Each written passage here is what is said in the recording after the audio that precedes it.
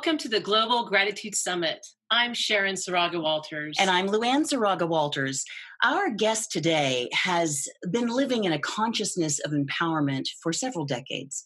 She's been in and around religious science, a practice of spirituality based on the intersection of science, philosophy, and religion for most of her life. She served as a career minister and was recently appointed co-lead minister of Mile High Church in Lakewood, which is Denver, for those of you not familiar with Colorado. And it is a much sought after venue for new thought leaders, including Marianne Williamson, Deepak Chopra, and many more. We're very honored today to have Rev Dr Michelle Medrano, our beloved speaker and author. And you'll actually find some of her latest penmanship in this month's edition, that's November 2019, of the Science of Mind magazine with the daily guides, focusing on gratitude. Welcome, Dr. Michelle. It's a pleasure to have you here. Thank you. It's a pleasure to be here. Well, we want to kind of start off a little bit with the basics. So let's go right to that and talk about, you wrote the daily guides for this month on gratitude, which is fitting because it's Thanksgiving and whatnot. But what does gratitude mean to you? Well, I think that my sense of it is that most of us were raised with parents and adults around us who encouraged us to be grateful, the little niceties of gratitude, be polite, say please and thank you, write thank you notes, all of that, which I have nothing against. I think that's fabulous. Raised a son and taught him those same things.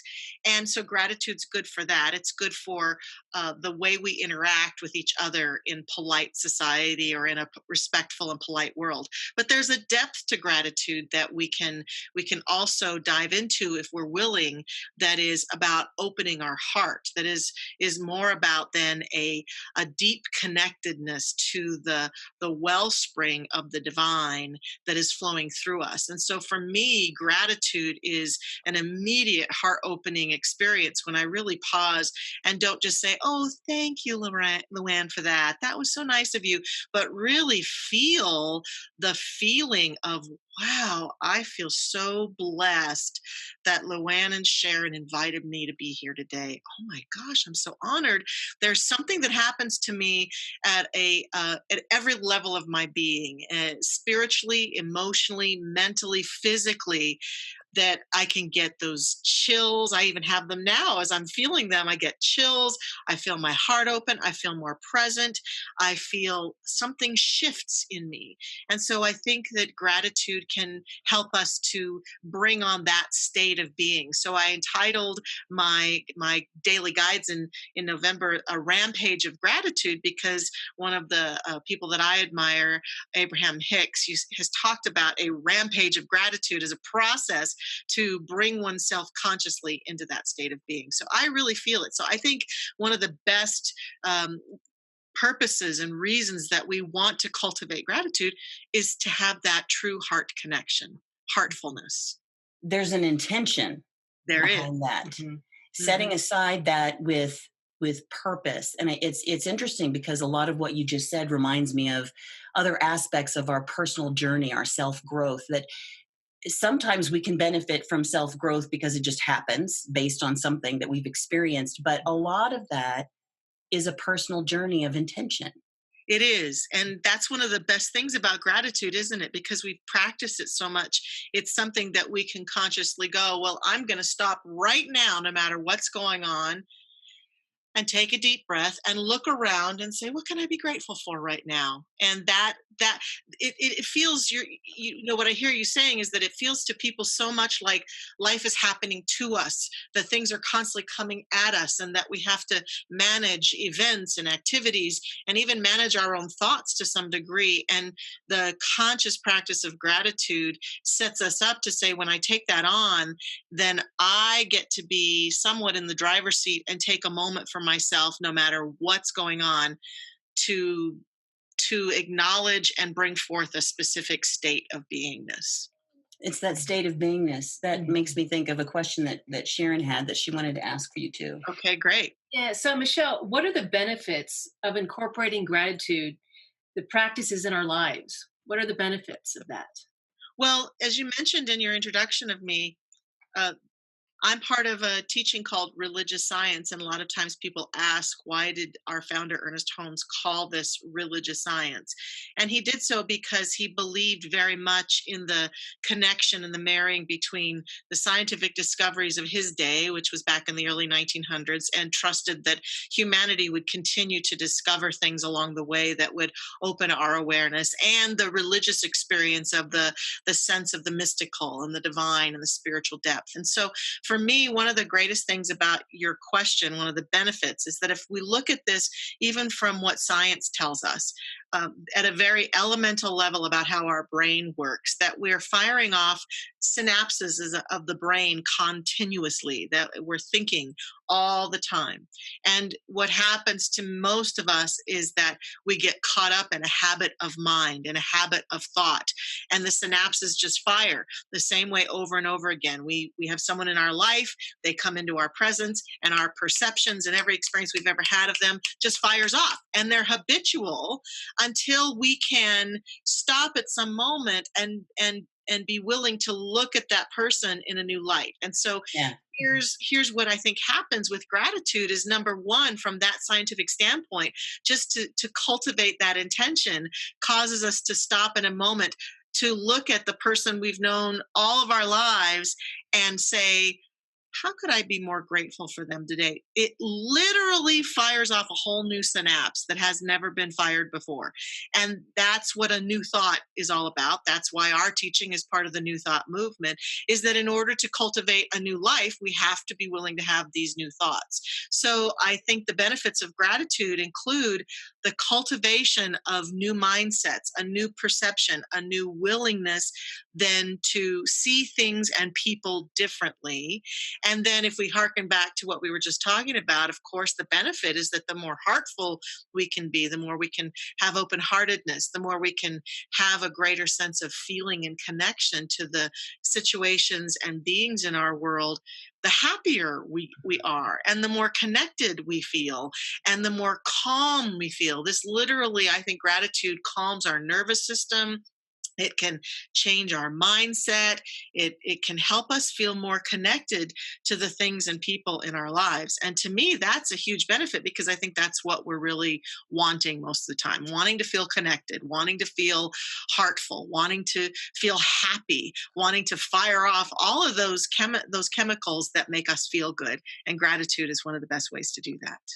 That's so great. And what I was thinking when you were talking, it was like I was taking my mindset, and I'd never thought about this, but I call it a heart set Yes. when you were saying that. And it's a beautiful thing. Thank you. Yes. And so that's gratitude gets to be both and, doesn't it? Yes. Yes. Yeah, it was neat. When you were speaking, I was thinking of a conversation I had with my sister once we were both adults. And it's interesting because the relationships that we have, especially those family relationships, can Yes. be very programmed Mhm. from our childhood on. And that's a great concept. The way you just talked about how gratitude can shift how we look at people or how we experience people, or Mhm. even our perceptions of how they perceive us, which can get a little, I see what you see, what I see, what you see. Right, yeah. But yeah, but it's fascinating with that, because I think we do hold on to just that routine, that the synapses of the neurons, as you're talking about, which is the science of it, which is what we love with the Global Gratitude Summit, about what I say, where the woo woo meets the wow. The Right, science yeah, is, right.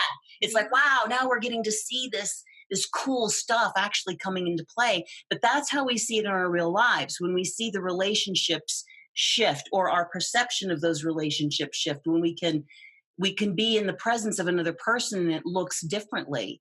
But Yes. was your personal journey around that, that because you've been, I think a lot of people who come to religious science, science of mind, don't necessarily have the longevity of a background, perhaps, that you've had. And so, what would you kind of encourage people to do as far as getting into that? Are there certain practices for gratitude that you put into play? Are there things that you have seen that have been more beneficial? Can you talk about that a little bit? I can. And so One of the first things that I think has been a huge help for me, and it harkens back to what you were just talking about, is that this teaching has helped me to be in a constant state of self observation, to pay attention to what I'm thinking about other people. Where you were talking about with your relationship with your sister, I remember a huge transformational moment happened for me as I was studying the works of Byron Katie. And Mm. Katie reminds us that we don't really truly know anybody. All we know of another person is our perception of who we think they are through our eyes. Yeah. And same with everything in our life. We may say, well, the facts show XYZ, and so here were his or her actions. This is what they did. Yes, there are facts, but there's always interpretation. So, what I think part of the discipline of gratitude is to notice what I'm thinking about other people and situations, is to watch me as I think thoughts or have perceptions or feel feelings about people. And then, secondly, to be accountable for my own state of being, to understand then that if I'm feeling irritated about somebody or by somebody, or I'm feeling irritated about a situation in my life, I'm accountable not from the standpoint, I'm not trying to discern blame here, who's to be at fault. I Right. can say that I have perceptions about why things happen in our lives. That could be a whole nother interview. But ultimately, what we have to eventually get is, no matter who caused it or who's to blame for it, it's happened. The difficult conversation has happened, the dis-ease has happened, the great thing has happened, the challenge has happened, and in that moment, watching my own thoughts and becoming accountable for myself and saying it's not what happens to me that is really as nearly as important as who I choose to be in the midst of it, how I choose to think and feel about it. And so then what I get to do is to understand that gratitude and being willing to even be grateful at the lowest level of gratitude can help me to shift my own state, and that then is how I begin to shift my awareness. So one of the first practices of gratitude is, so I'm saying, observation, accountability, and then the willingness to say, well, what am I grateful for about this person? And not just constantly be perceiving them in the most negative light, to say, well, I'm really grateful that they're very kind to my son, or I'm really grateful for their sense of humor. I'm really grateful that they aren't more mean to me than they are. I mean, that may sound trite, but that counts for something, right? And so Absolutely. that just that little bit can shift me enough that then I can start to do even more deeper work if I need to on healing that situation or relationship. So um, that's all about mindset. And I think that part of the reason that a few years ago Oprah Winfrey suggested we all do gratitude journals at the end of our day is that that's certainly a practice. I spend time every night writing out at least 3 gratitudes, and have for years, Yeah. for something that occurred for the day, because I want to constantly be in that state of blissfulness and have those god bumps, or chills of opening, that about my life and about the world and about what's going on. And the more I have that, the more good seems to happen. So And there's your rampage, because it's yeah, not just when something happens and the response is reactionary. right. This proactive, intentional. I like this, the how you set that up, the observation, the accountability, and then the asking, what can Mhm. I be grateful for here? That really pulls you into even that practice. 3-step practices are awesome because They they're easy are. to remember. Mhm. Yeah. So I love that. So thinking of, for the viewers too and listeners, observation, going through today thinking, what is going on in my life right now? Let me observe it. And And it's what am I hard thinking sometimes. about it? What am I thinking about it? And what am I Mhm. thinking about it? My accountability factor for it. And it's hard to do that sometimes because, well, often because, you know, I equate it to being in a ping pong machine, or not a ping pong machine. What do you call those things? I'm dating myself. The, the juke, not the jukebox. The Oh my jack gosh. when they do the jack. When you throw a ball forward and everybody in the background is going, they're yelling it out right now. And then there's buttons on the side and you cling, cling, cling, Pinball. pinball. Thank you. Pinball. Thank you. So yeah, That was a great description. That Yeah. was my That was good. musical trivia for the day. But sometimes it feels like you're in that pinball machine and you just can't quite get the little wingmen to put you where you need to go. So, observation, though, is a means of intentionally participating in your life, almost regaining that control aspect. And I love that. Yeah. Observation, you said observation, accountability. What am I thinking right now? And then what can I be grateful for? Which is that leads to that shift. But I know there are she's nudging me. She's ready to ask her next question too. I know there are some things that might be problematic with that. Mm-hmm. Yeah. So, how can we give thanks in advance, and why? Instead of just in the participatory moment. Yeah. Well, this is a practice that if I look at the Gospels of Jesus, I'm a big fan of and follower of Jesus. And there are countless examples where as Jesus was talking to people about prayer, he would give thanks.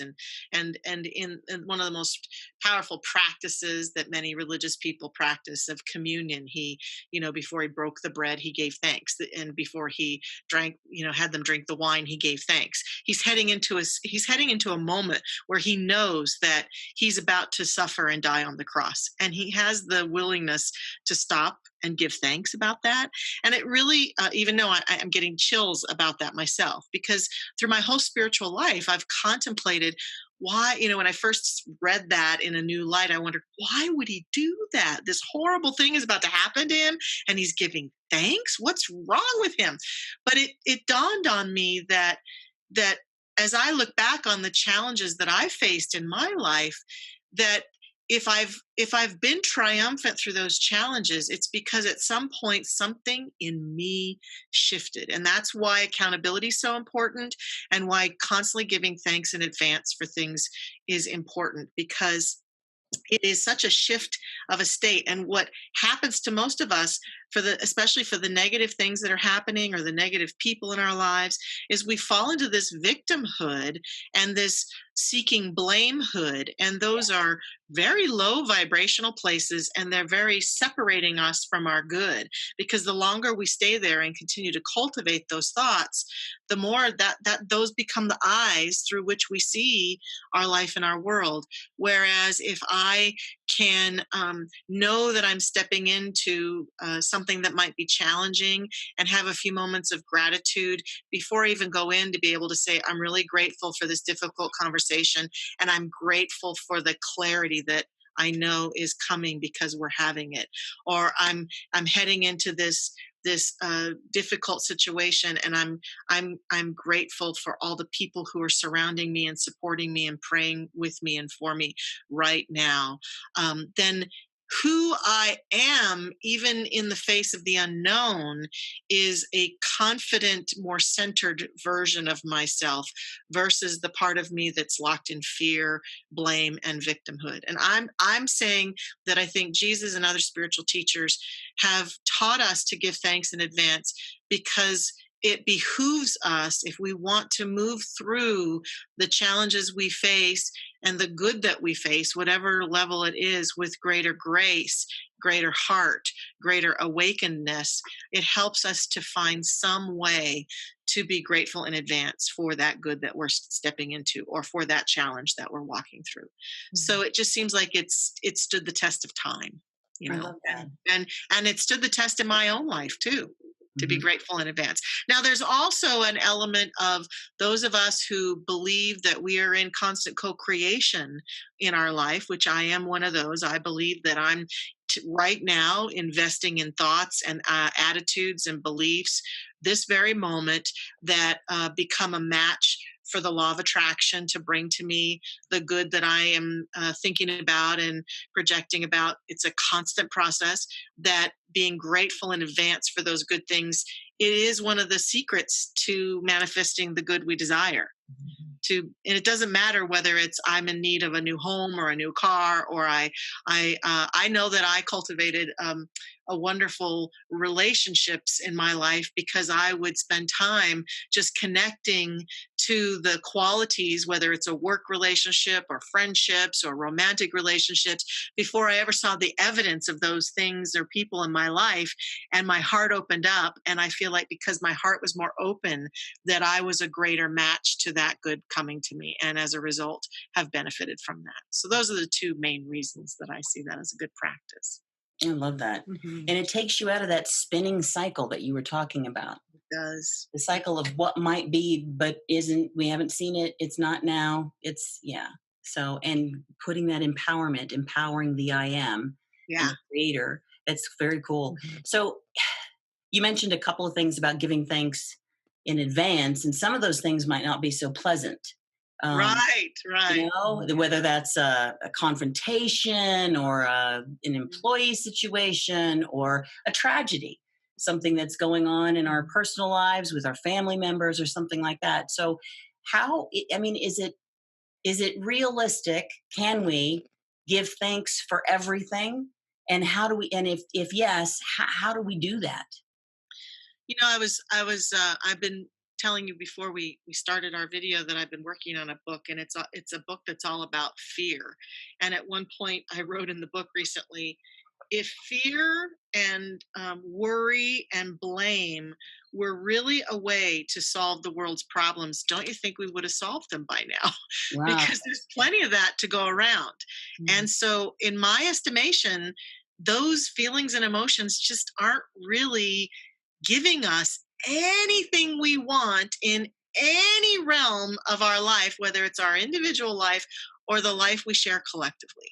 So Mhm. it just seems like we keep marching to the same drum and hoping things will change, and it doesn't. And so for those of us who want to see solutions emerge in our individual and collective lives, I think we have to face the reality that we're going to have to practice something different, and even something that at first may seem illogical or strange, which is what you're talking about, that willingness to say, okay, I'm looking out at this situation in the world. It looks pretty bleak.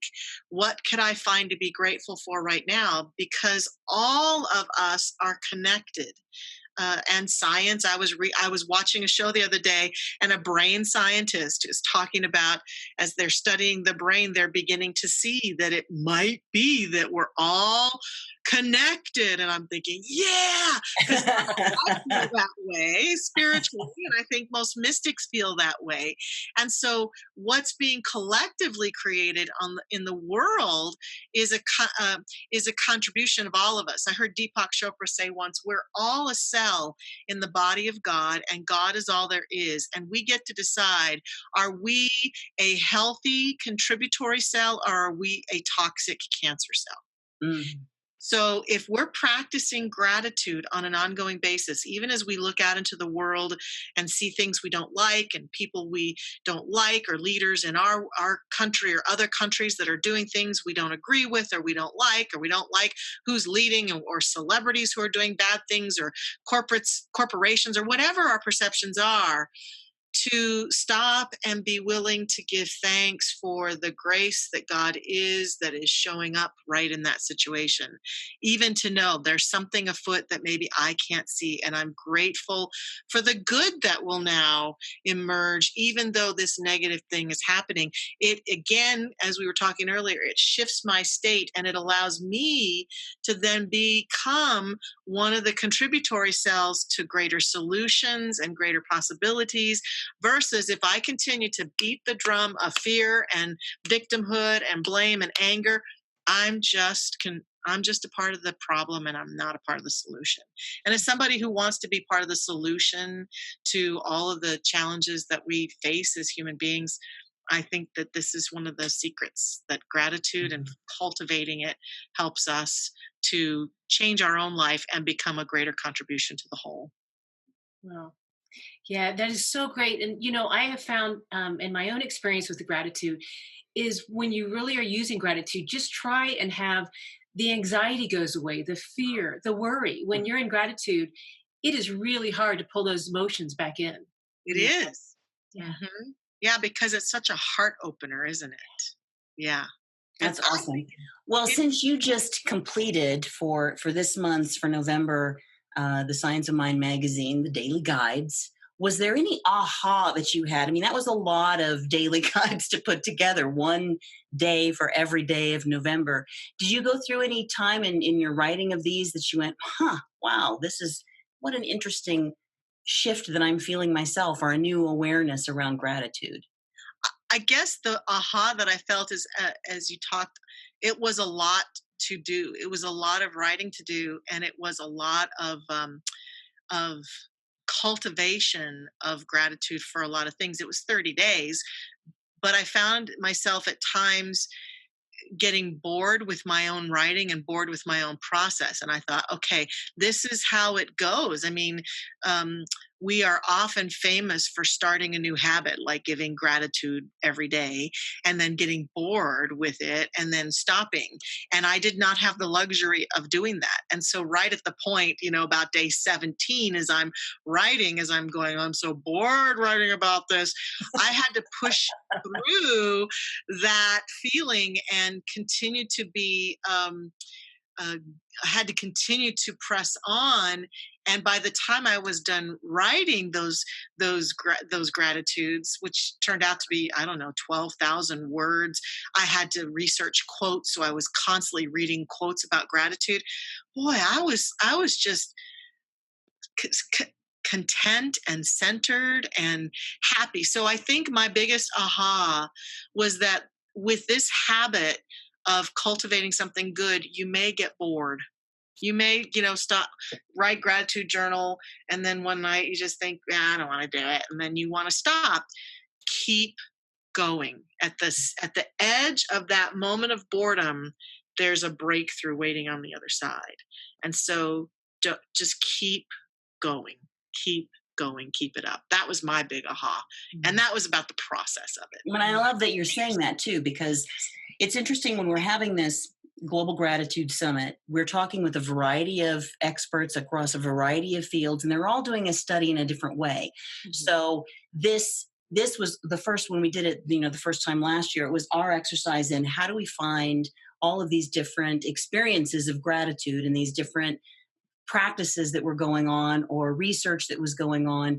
And a lot of it is so interesting because it's sometimes we do the two things that you talked about. Either we say thank you for things that have come to us as a reaction, mm-hmm. or when we're trying to work through a difficult time and we know that we definitely want a mindset shift, but it's that daily practice that is the thing of all blossoms. That's the essence of the other two are necessary and they're good to contribute to our lives, but it's that daily practice. You said earlier, the discipline of gratitude, mm-hmm. Of finding something, whether it's that daily journal at the end of the day or the beginning of the day. And Sharon calls it graticize. She combines exercise and gratitude. I So like that. Really, it's that exercise of gratitude where the meat is. So that's our hope. And, we're just really grateful, Michelle, for you joining us today and sharing your experience, your expertise. We have loved being a part of your community and coming in and